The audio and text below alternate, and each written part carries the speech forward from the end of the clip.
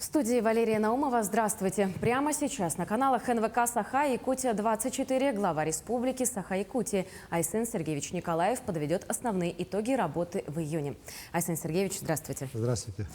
Айсен Сергеевич, этот месяц вы начали с большой пресс-конференции, на которой в том числе и рассказали о своем решении баллотироваться на второй срок на выборах главы республики.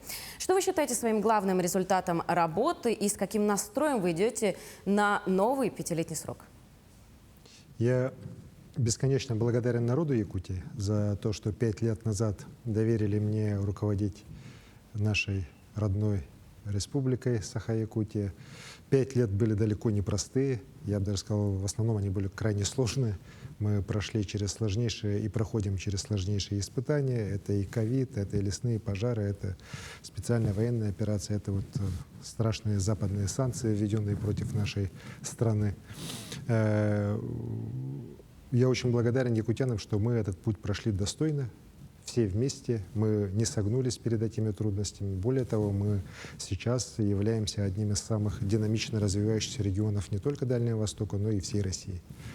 И, конечно же, вот можно долго говорить о успехах в экономике, успехах в социальной сфере, о построенных там 274 крупных социальных объектах. Но дело не в этом. Дело в том, что вот как и на последней встрече со мной президент нашей страны это подчеркивал Владимир Владимирович Путин, то, что это все дает самый главный эффект. Люди в Якутии стали жить дольше, люди в Якутии стали жить лучше, и людей в Якутии стало жить больше. И недаром вот как раз так символически совпало, что как раз на Ысых Туймаде у нас родился миллионный житель Якутии, замечательная девочка в Мирном, так, из семьи из города Мирного. И, конечно, это вот лучший такой, знаете, стимул для того, чтобы работать дальше, понимать, что, в принципе, мы идем правильным путем. Конечно, есть много сложностей, есть, может, и ошибки какие-то, есть и нерешенные еще проблемы, но дорогу осилит идущий. И, конечно же, у меня огромная ответственность перед народом многонациональным всей нашей республики за ее дальнейшее развитие, за то, чтобы республика вот этот темп развития не снижала, а наоборот даже усиливала, и чтобы мы реально стали регионом, где с каждым годом людей будет больше, и люди будут жить лучше и счастливее.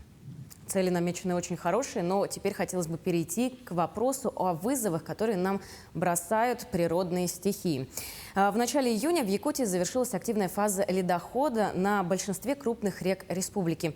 Как Якутия прошла весенний паводок в этом году и можно ли ожидать проблем со второй волной? Знаете, паводок этого года, благодаря природе в первую очередь, да, я считаю, прошел абсолютно спокойно. Конечно, есть у нас где-то подтопление, где-то, вот как мы с самого начала прогнозировали, особенности на малых реках, заречных группе районов, в первую очередь на реке Тата, у нас напряженная такая ситуация была буквально почти 2-3 недели.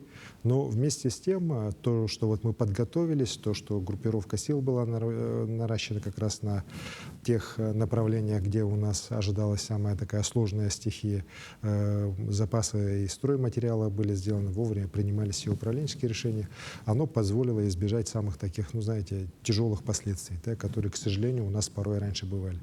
Поэтому я считаю, что паводок прошел с минимальными потерями. Те подтопления, которые они незначительные были, по ним, конечно, люди после оформления документов соответствующие средства или уже получили, или получат. Конечно, пострадали муниципальные дороги, но это у нас ежегодная такая ситуация, да, практически по всем ним сейчас проезды уже восстановлены. Вот, и считаю, что вот паводок нам удалось, вот еще раз говорю, пройти абсолютно нормально.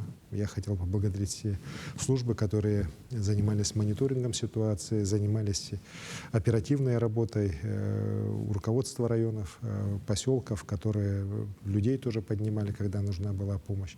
Общими усилиями мы вот стихию в этот раз достаточно нормально, ее последствия не допустили серьезных последствий. Вот. Что касается второй волны, она уже практически прошла. Мы видим, что никаких серьезных там экстремальных высоких уровней воды нет. Так, сама по себе, конечно, вода высокая стоит, но это такое сезонное явление, ничего в этом страшного нету. Вот. С точки зрения какого-либо разрушительного воздействия на населенные пункты республики. Поэтому считаю, что в этом году все обошлось нормально. Давайте от половодья перейдем к лесным пожарам. Все отмечают, как существенно в этом году снизилось количество пожаров, особенно в сравнении с 2021 годом. Это благосклонность Небесной канцелярии или все же дело в повышенном контроле и работе самолетов-зондировщиков? Знаете, я бы не стал все говорить о том, что у нас погода благоприятная. Так, вот мы сейчас видим на улице погоду за 30 градусов. Сухие грозы идут практически по многим районам. На сегодня в Якутии 21 пожар лесной. Из них по 10 принимаются все действия по их тушению. По 11 мы все-таки будем смотреть, потому что в основной массе они в гористой местности, некоторые на высоте 3 километров, куда мы и вертолетами людей не можем забросить. Поэтому здесь, конечно, риск превышает всячески допустимый смысл, тем более это, еще раз говорю, крайне удаленные от населенных пунктов территории. Это в первую очередь Усмайский район, Аймяконский, Тампонский район. Но будем смотреть, мониторить. Мы, конечно же, и в зоне контроля тоже. Там, где не должны, в принципе, тушить пожары, мы тушим. Сегодня вот 2 пожара там обслуживаются. И в зависимости от ситуации, там, где мы можем, имеем возможность тушить пожары, мы тушим в любой точке. Будь то или зона обслуживания, где мы обязаны тушить, будь то зона контроля. Сегодня, я еще раз говорю, 21 пожар у нас. Сезон у нас как раз вступает в самую горячую пору. У нас ближайшие 2-3 недели будут определяющими с точки зрения вообще итогов сезона. То есть или мы сейчас удержимся, или у нас, к сожалению, вот количество пожаров может резко вырасти, и площади могут вырасти, в том числе на тех территориях, где уже достаточно большой урон они могут нанести уже и экономике, и непосредственно угрозу создавать населенным пунктам.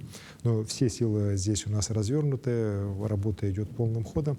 Министерство природных ресурсов Российской Федерации, Рослесхоз тоже постоянно держим связь, и в принципе сейчас уже начинается определенная переброска, в первую очередь техники, для более быстрой доставки наших лесопожарных формирований к очагам пожаров в случае их возникновения. Ну, еще раз говорю, вот сейчас у нас самый такой период, когда и жара стоит очень серьезная, так экстремальная, ну и сезон сухих гроз идет полным таким ходом. Но при этом хочу сказать, что подготовка у нас к сезону прошла на хорошем уровне, силы были все дополнительные развернуты. Вот это мы и сейчас наблюдаем, когда по итогам, вот считайте, мая, июня мы идем лучше, и не то что 2021 года, да, мы идем лучше, чем когда-либо-то за всю историю, вот, когда мониторились уже лесные пожары на территории республики из космоса. Так, то это результат большой работы огромного количества людей, начиная вот от тех, кто непосредственно тушит пожары, заканчивая теми, кто уже сегодня сидит на обработке аналитической информации, мониторит пожары, делает прогнозы. Это тоже такая большая серьезная группировка и муниципальных, и республиканских, и федеральных сил, которые сегодня борются с лесными пожарами на всей территории Якутии. В каждом эфире у нас есть блок вопросов, посвященный теме специальной военной операции. В июне вы выезжали в ДНР, встретились там с Денисом Пушилиным, в Рио главы республики, передали посылки и квадроциклы нашим бойцам. Помимо этого, вы также и встретились с нашими бойцами. Какой у них настрой? О чем они рассказывают? Настрой у ребят боевой, нет никакого уныния, нет никакой там растерянности, все горят желанием быстрее победить, быстрее закончить эту специальную военную операцию, добиться решающего перелома. Мужественно воюют, храбро воюют. Командующий восточной группировкой российских войск лично меня поблагодарил за якутян, за их мужество, за их верность приказам, за то, что вот все задачи, которые перед ними командование ставит, они исполняются. И, конечно же, мне было это очень приятно, я ребятам всем нашим передавал. Я был в нескольких военных частях и встречался с нашими бойцами. Вот еще раз говорю, они все вот, очень мотивированы, передают большой привет и благодарность якутянам за помощь, которую они получают от республики. Конечно же, очень рады, что сейчас вот СЭХи идут, тоже с СЭХами всех поздравляют. Очень рады, что на СЭХах в их адрес вот Алгыз говорится, чтобы дошел до них. Тоже очень всех национальностей ребята все очень тоже рады этому. Вот. Но в целом, конечно, очень интересные разговоры у меня были. Проблем, конечно, есть, тоже вопросы есть у них и по лечению, по отпускам. Там что-то относится непосредственно к военным, что-то здесь надо решать на месте. Так? Но по всем этим вопросам мы занимаемся, в том числе и с руководством военкомата нашего республиканского.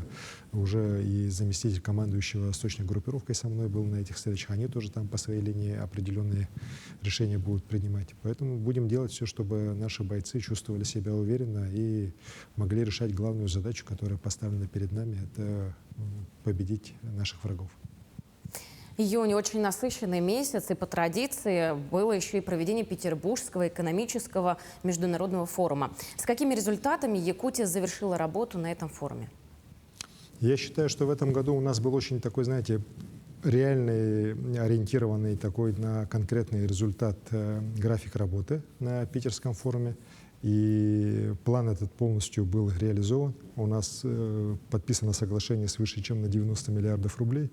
Основной из них, конечно же, это подписание с акционерным обществом Туполев договора о поставке 12 самолетов Ту-214 до 30 года, начиная с 25 года по 2 самолета для акционерной компании «Якутия». Нам надо заменять «Боинги», это уже очевидно, так, в ближайшие годы. И, конечно, на сегодняшний день вот единственный такой вот выпускающийся серийный ряд самолетов, способных из Якутска долететь до Москвы без посадки, это на сегодняшний день Ту-214. Вот я сам в прошлом году там был, мы с руководителем Татарстана Рустамом Нургалевичем Минихановым посетили тогда завод, он мне его весь показал, он сам является председателем совета директоров Туполева, завода Туполев, и вот как раз мы тогда уже из специалистов наших всех скоординировали, отработали они, и сейчас вот такой серьезный договор о намерениях подписан. Будем уже с помощью, в том числе и федеральных определенных механизмов поддержки авиационного лизинга, эти самолеты брать. Это нам крайне нужно для обеспечения и безопасности полетов, ну и для того, чтобы жители Якутии могли без проблем передвигаться по территории нашей страны. Мы также подписали ряд соглашений с финансовыми крупными институтами развития нашей страны, с Промсвязьбанком. Конечно, отдельно выделю решение по Сберу. Мы с Германом Оскаровичем Грефом подписали соглашение, которое в том числе предусматривает открытие здесь школы 21. Это школа, которая обучает людей специальностям в IT-отрасли. Причем возраст здесь не ограничен от молодых ребят до пенсионеров, до пожилого возраста можно обучаться. Обучение будет бесплатное. Вот, это тоже очень важно. Но сейчас идет отбор. Там, конечно, отбор достаточно жесткий для того, чтобы попасть в эту школу. Но она уже будет на постоянной основе у нас работать. Открытие мы предполагаем в начале сентября. Официально этой школы уже здесь, уже в Якутске. Это 5-я такая школа в стране после Москвы, Казани, Новосибирска и Сургута. Вот, это тоже такой серьезный был конкурс для Якутии, так, но и в конечном итоге в ходе ряда встреч моих, в том числе с руководством Сбера и с Грефом, вот такое решение принято. Соглашение также у нас подписано с Министерством развития Дальнего Востока об участии министерства в ряде проектов по реализации мастер-плана города Якутска. Это тоже очень важно, потому что ряд проектов, которые у нас в мастер-план заложены, они, конечно, требуют не только бюджетное прямое финансирование, но и привлечение различных внебюджетных механизмов.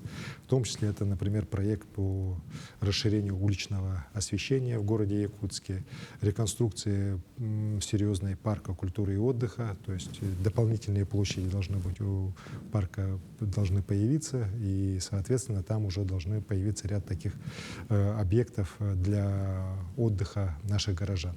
Это тоже очень важно, и считаю, что это место отдыха горожан должно стать таким уже, знаете, современным, красивым, конечно же, при этом сохраняя всю природу, которая у нас там, ну, вот, нетронутая еще в центре города осталась. Ну, можно вот перечислять еще много других проектов. Еще раз говорю, мы ряд очень крупных соглашений подписали. Они все направлены вот на решение главной задачи, на то, чтобы людям у нас в Якутии жилось лучше. Вот, и, безусловно, и в экономические, вот, и социальные проекты, образовательные проекты, которые будут реализованы в результате нашей работы на Питерском форуме, они все направлены на решение этой задачи. Давайте перейдем к еще одному знаковому мероприятию. Это Международный форум «Якутия, провинция Китая. Побратимские связи ради укрепления российско-китайского сотрудничества». Какое практическое значение для нашей республики имеет данное мероприятие? Китай на сегодня стал крупнейшим внешнеторговым партнером нашей страны и нашей республики в частности. У нас за прошлый год внешнеторговый оборот превысил 3 миллиарда долларов. Мы видим, что активно идет сотрудничество по ряду направлений. И, конечно же, и с китайской стороны сегодня к реализации различных проектов с Якутией очень большой интерес. Недаром вот моя крайняя встреча на Питерском форуме, она как раз была с послом Китая, который сам попросил встречи, и мы встретились с ним уже после вот как раз пленарного заседания с участием президента нашей страны. Вот, посол Китая нашел вот время, предложил встретиться, и мы проговорили, опять же, целый спектр наших дальнейших планов работы. И вот как раз один из таких пунктов этого плана, который у нас был намечен еще весной, это проведение здесь форума городов-побратимов между Китайской Народной Республикой и Республикой Саха-Якутия. У нас 19 муниципальных районов и городов Якутии имеют побратимские отношения с 22 китайскими городами и уездами. При этом еще есть заявки на дальнейшее расширение этого списка. Я считаю, что это очень правильно. Чем вот более теснее будут сотрудничать наши муниципалитеты, тем более серьезные связи у нас будут между провинциями Китая и республикой. А в конечном итоге это все вот выливается в то, что и Китайская Народная Республика, и Российская Федерация, наша страна, еще более теснее дружат, сотрудничают во благо взаимовыгодного такого развития. Приехала большая делегация, почти 100 человек приехало из Китая на этот форум. Были и руководители провинций, представители бизнеса, представители муниципалитетов.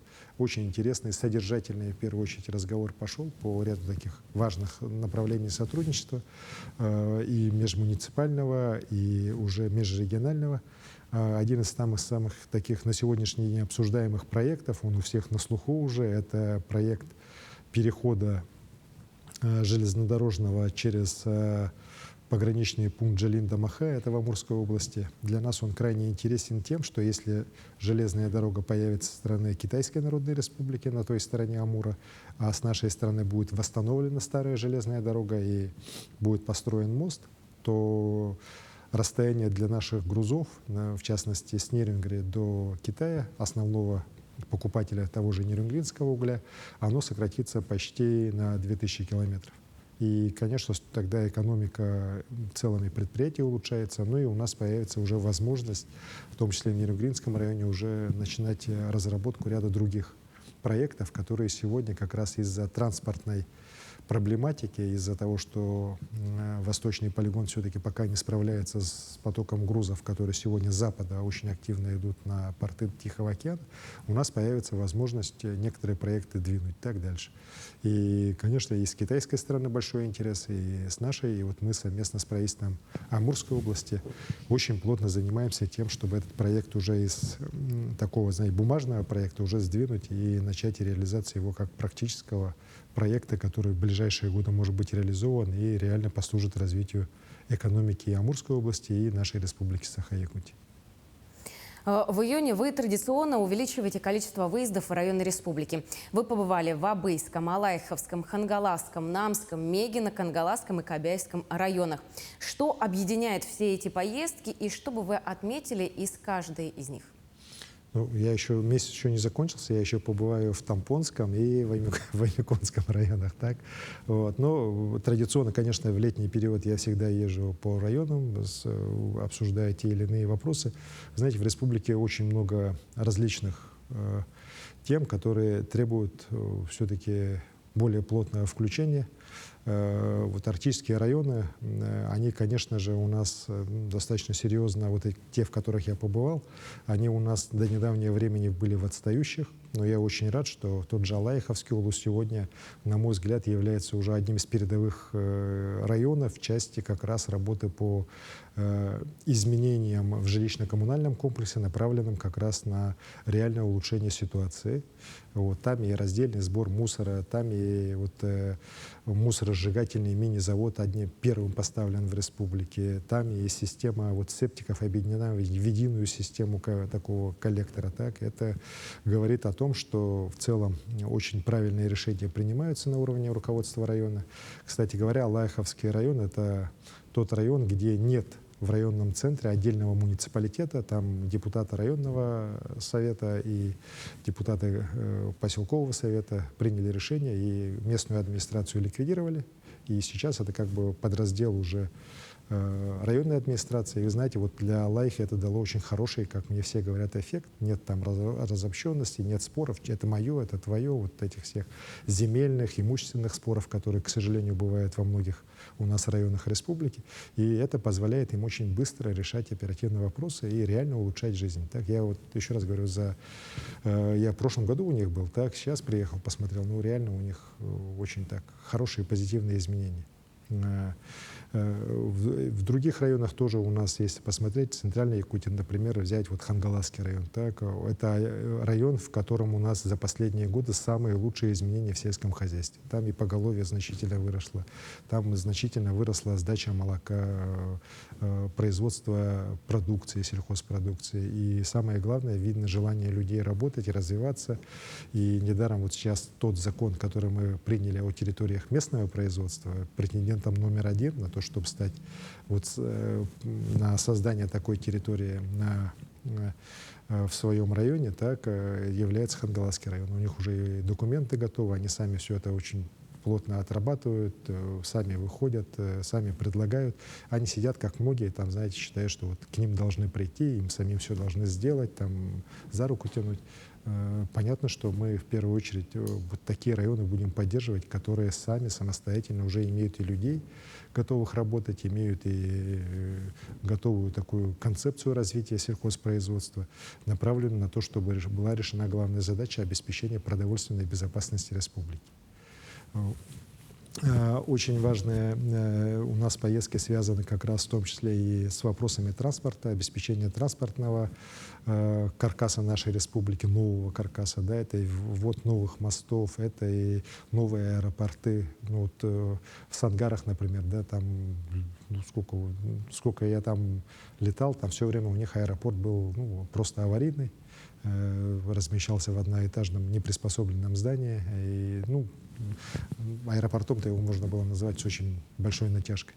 Но вот сейчас, благодаря тому, что мы добились включения реконструкции аэропорта Сангар в федеральную программу, сейчас там появилось замечательное трехэтажное здание. Вообще, как говорится, земля и небо по сравнению с тем, что было. Ну и кроме этого, там вся инфраструктура аэропорта, кроме полосы, да, она все тоже сделана по новым стандартам. И сегодня мы уже ставим вопросы о том, чтобы Сангар уже начинал уже развиваться именно так, как для того, чтобы оттуда уже выполнялось больше рейсов и внутри Улуса, и межулусные рейсы.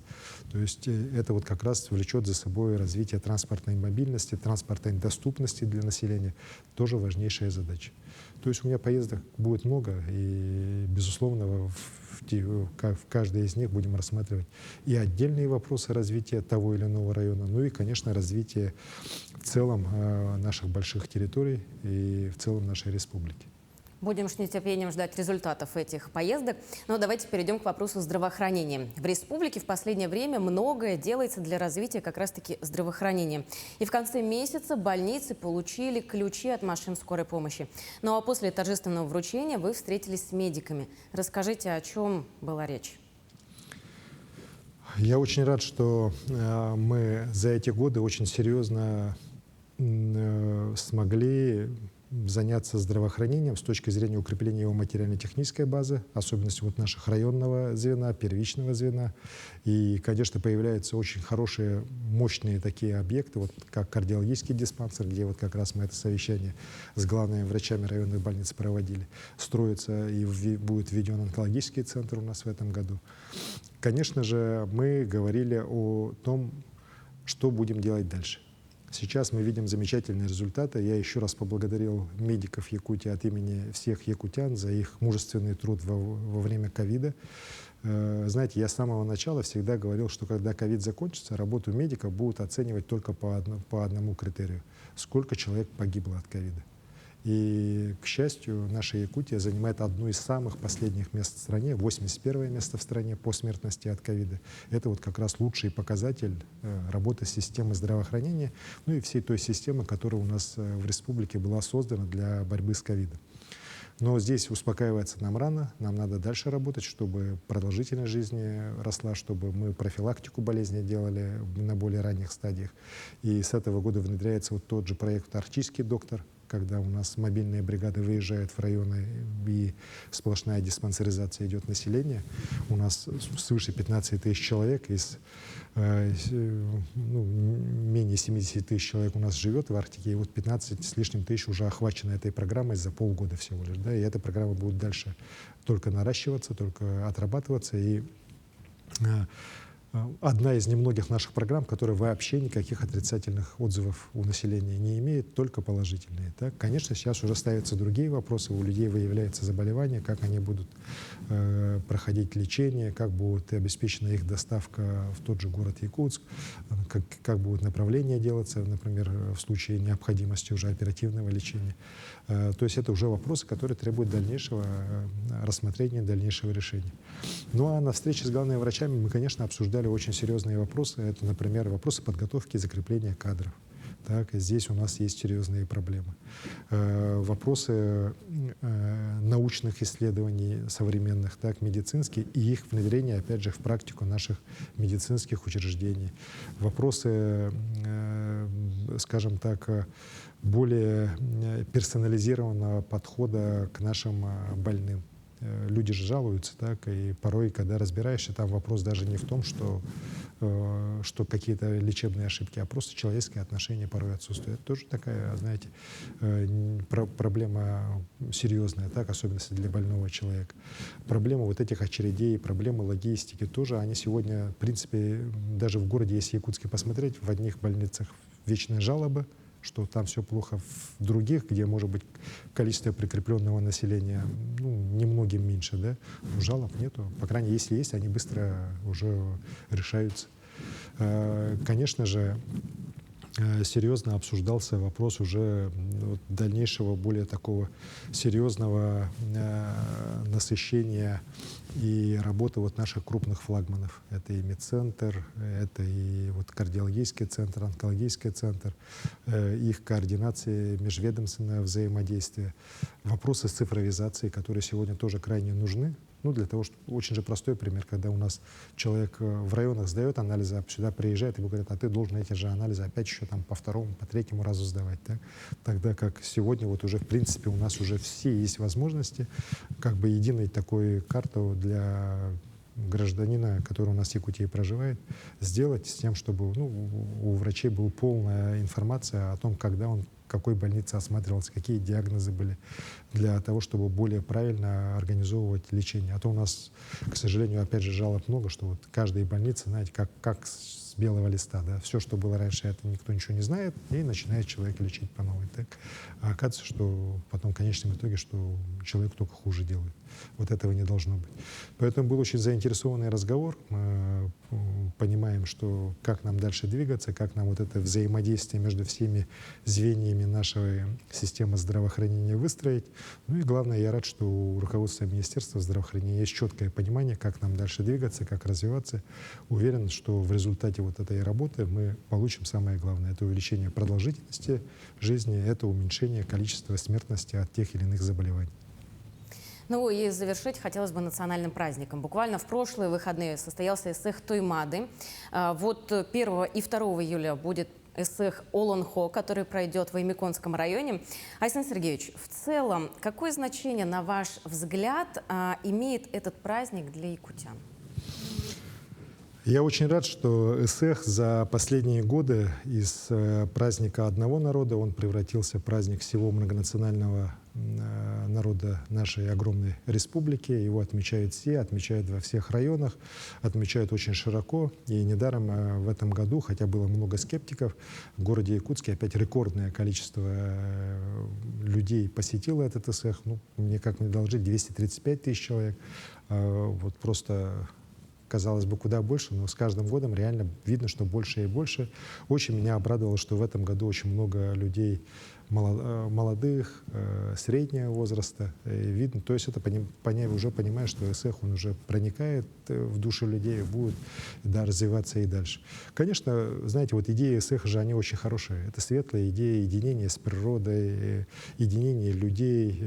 Это как раз призывы к благословению свыше, призыв всего самого светлого, хорошего, доброго.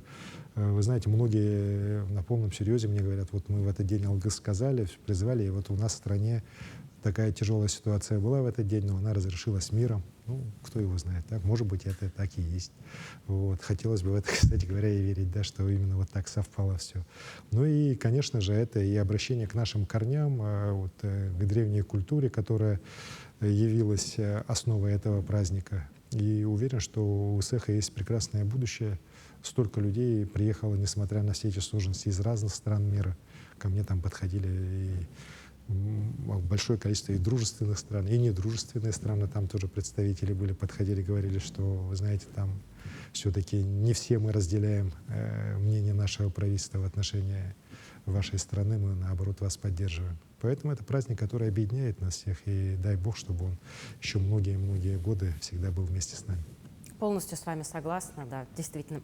Айсан Сергеевич, спасибо вам, что пришли и так подробно ответили на все наши вопросы. Спасибо. Ну, я напомню, что глава Якутии Айсан Николаев озвучил некоторые итоги работы в июне. Мы продолжим следить за событиями. Оставайтесь с нами.